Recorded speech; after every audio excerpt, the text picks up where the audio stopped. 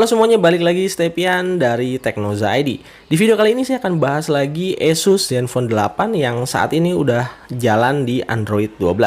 HP ini udah nemenin saya sekitar 3 bulanan. Selama saya pakai, alhamdulillah cukup memuaskan dan nyaman di keseharian sehari-hari.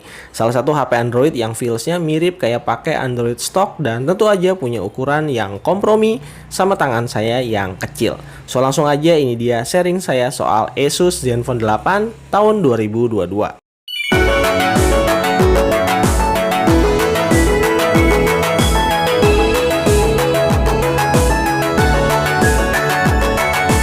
Sebelumnya kalau kita mau cari kurangnya HP ini pasti ada kurangnya ya.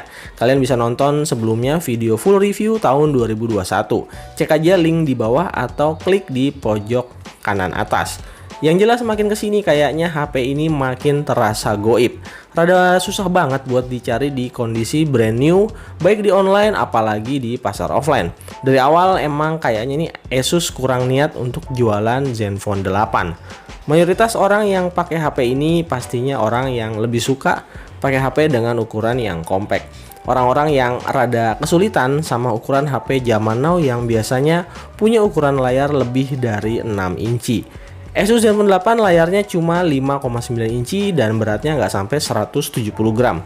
Bisa dibilang HP idaman buat pencinta HP-HP compact dengan performa kelas flagship. Enak banget dipakai untuk satu tangan. Meski sebenarnya untuk flagship yang lebih baru, Galaxy S22 dari Samsung cukup menggiurkan. Sayangnya harga standar dari Samsung itu di belasan juta yang bikin kurang bersahabat sama banyak orang. Sebagai pengguna HP ini, saya nggak pernah khawatir kalau berurusan sama air karena HP ini tuh punya IP68 rating. Terus jack audionya juga siap kalau diperluin, dan terakhir fitur yang jarang ada di HP lain yaitu LED notifikasi. Buat layar Super AMOLED-nya emang belum selevel di AMOLED flagshipnya Samsung, misalnya Samsung Galaxy Z Flip 3. Tapi selama saya pakai, ini tuh udah lebih dari cukup. Buat scrolling layar 120Hz-nya enak, respon disentuhnya cepat, dan nggak punya isu-isu yang mengganggu pemakaian. Untuk layarnya punya konsekuensi, misalnya dipakai buat nonton ya berasa kurang puas aja.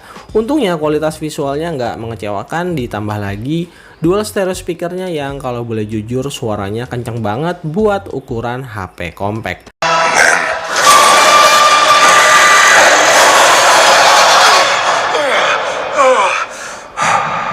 The nightmare begins.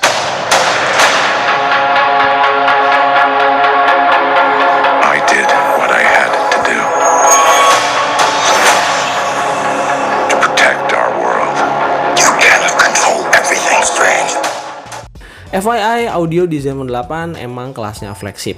Pertama, HP ini support sama high-res audio, dan kedua punya direct audio software. Jadi selama earphone kalian bagus, audio yang keluar dari HP ini bakalan jernih banget. Zen UI di Android 12 secara layout bikin UI-nya tuh berasa di refresh atau dibikin ulang ya. Android 11 dan 12 itu kayaknya emang berubah drastis. Lumayan bikin kagok pertama kali dipakai.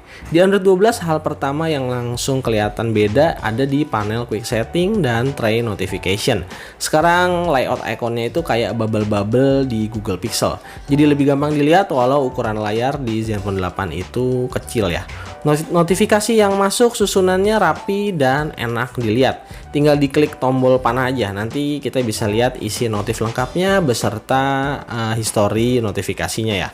Uniknya di notifikasi panel untuk settingan koneksi sekarang digabung jadi satu, namanya internet. Pas diklik nanti langsung muncul pop-up shortcut kayak gini, jadi lebih simpel aja. Tapi sayangnya Zen UI menghilangkan icon brightness di shortcut panel. Jadi cuma ada slider brightness aja. Buat nonaktifin fitur auto brightness, user harus masuk ke menu setting utama. Jadi agak panjang prosesnya. Terus di Android 12, Zen UI juga menghilangkan 5 aplikasi terakhir yang kita buka. Jadi kalau lagi buka recent apps, sekarang di bagian bawah cuma ada icon screenshot dan clear all aja. Di bagian ini kalau boleh jujur saya kurang suka. Terus gimana performa HP yang Antutu score-nya nyaris 800.000 poin ini? Pertama, saya sama sekali nggak nemu adanya opsi virtual RAM di HP ini. Padahal fitur kayak gini tuh udah standar banget untuk Android dari tahun kemarin. Tapi karena Zen UI itu base-nya Android stock, makanya pemakaian RAM-nya sangat efisien ya. Bisa dilihat posisi free RAM ketika posisi idle jauh lebih gede dibandingkan UI di Android lain, misalnya kayak MIUI dari Xiaomi. Ini otomatis ngejamin aktivitas multitasking dan background prosesnya bakal lebih smooth dan juga lebih enteng. Di Android 12 kita juga masih dikasih pilihan sistem mode sesuai sama kebutuhan, mulai dari high performance sampai ke mode advance. Pas pertama kali pakai Android 12 tuh sebenarnya soal performa saya nggak terlalu ngerasain perbedaan yang mencolok. Malah kadang-kadang di beberapa momen saya suka ngerasain adanya micro stutter. Transisinya itu kayak agak lagging ya, meski ya nggak sering, cuma sesekali aja, kayak kurang smooth aja gitu. Dan bener aja, kira-kira 2 minggu setelahnya saya dapat lagi 2 notifikasi software update yang isinya itu changelog dan stability system. Baru deh setelah Zenfone 8 ini diupdate lagi, ini jauh lebih smooth seperti yang seharusnya. Gimana soal panasnya bang? Waktu di Android 11 itu seingat saya kadang-kadang HP ini tuh suka rada anget sendiri di posisi idle. Padahal HP tuh ditaruh di meja, nggak dipakai gitu ya. Di Android 12 gejala kayak gini udah jarang banget. Efeknya HP ini tuh jadi sedikit lebih adem dan baterainya juga jadi nggak terlalu boros ketika di posisi idle. Untuk SOT emang nggak terlalu banyak peningkatan mengingat baterai Zenfone 8 ini cuma 4000 mAh. Sekali charge masih bisa tahan lebih dari 12 jam selama durasi ngegamenya tuh nggak kebablasan ya. Saya pernah nih nyobain baterai ini di set lebih spesifik. Saya nggak pernah pakai mode high performance dan lebih sering pakai mode dynamic yang rata-rata SOT-nya itu mentoknya sih biasanya 5 jam aja. Tapi kalau kita taruh di posisi durable, di sini baterai yang kemakan di posisi idle lebih sedikit dan SOT yang didapat malah bisa sampai 6 jam. Itu pun masih bisa sesekali ngegame. Di mode durable ini juga saya nggak ngerasain adanya penurunan performa yang signifikan dari UI-nya. So dari apa yang saya rasain, Android 12 di Zenfone 8 makin kesini udah makin bagus, terutama soal isu overheat dan efisiensi di baterai. Saya saranin tinggal utak-atik aja di sistem mode sesuai sama kebutuhan kalian. Kalau soal kecepatan charger 30 watt ya saya nggak terlalu komplain ya. Masih still good lah. Bisa ditoleransi dari 7% sampai 100%, cuma butuh waktu 1 jam 11 menit aja. Untungnya masih dikasih charger juga di box pembelian dengan jenis flagship ya, USB-C to USB-C. Buat sampel gaming, langsung aja kita ke game paling berat yang jadi standar acuan saat ini, yaitu Genshin Impact. Dari pengalaman selama saya pakai ya, HP ini tuh saya setting di high 60 fps masih playable. Tapi sebenarnya emang opsi terbaik buat dapetin grafis yang oke dan framerate yang stabil ada di medium 60 fps.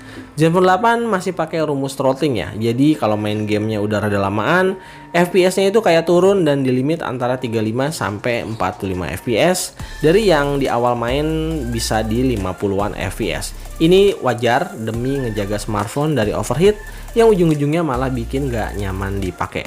Setelah diupdate, di sini suhunya juga masih aman ya, di 45 sampai 46 derajat Celcius maksimalnya. Efek positif lainnya, baterainya jadi berasa agak mendingan. Total gameplay 22 menit, baterainya berkurang 4% aja. So, selama bisa nikmatin layar mungilnya, main game di HP ini masih termasuk oke. Fitur game informasinya lengkap banget dari CPU, GPU, FPS, dan suhu. Terus dia juga masih bisa dipakai untuk colok headset gaming berkabel. Soal kamera di Android 12, saya nggak nemuin satupun changelog yang bahas improvement. Untungnya kameranya emang udah bagus dan beneran tanpa gimmick. Semua kameranya, 2 di belakang dan 1 di depan, pakai sensor dari Sony IMX. Dan yang lebih kerennya lagi, semua kameranya punya autofocus, bukan cuma di kamera utama aja. Sebagai catatan, flagship lain yang harganya lebih mahal, nggak semua lensanya punya autofocus. Dan karena lensa ultrawide-nya punya autofocus, otomatis kamera ini bisa dipakai buat ambil ultrawide dan juga makro. Jadi dari posisi ultrawide bisa langsung dideketin sampai jarak 4 cm buat ngambil skenario makro tanpa harus kehilangan detail dan fokus karena ini tuh pakai satu lensa yang sama. So, ngapain banyak-banyak lensa kalau ternyata 2 kameranya aja udah cukup. Untuk hasil kameranya sebenarnya nggak terlalu banyak perubahan. Semua sampel-sampel ini tuh diambil pakai mode auto di posisi AI non-aktif, supaya hasil yang didapat bisa semirip mungkin sama keadaan sebenarnya. Hasilnya bagus banget dan saya suka warnanya. Ini tuh warnanya nggak terlalu lebay di post processing, dan soal ketajaman, detailnya udah bagus. Punya dynamic range yang luas juga. Terus kualitas antara kamera wide dan ultra wide-nya bedanya tuh super tipis banget. Fotonya bagus, jadi kayak yang tadi saya udah bilang, ultra wide-nya bisa difungsikan sebagai foto makro. Misalnya untuk ambil objek bunga atau makanan.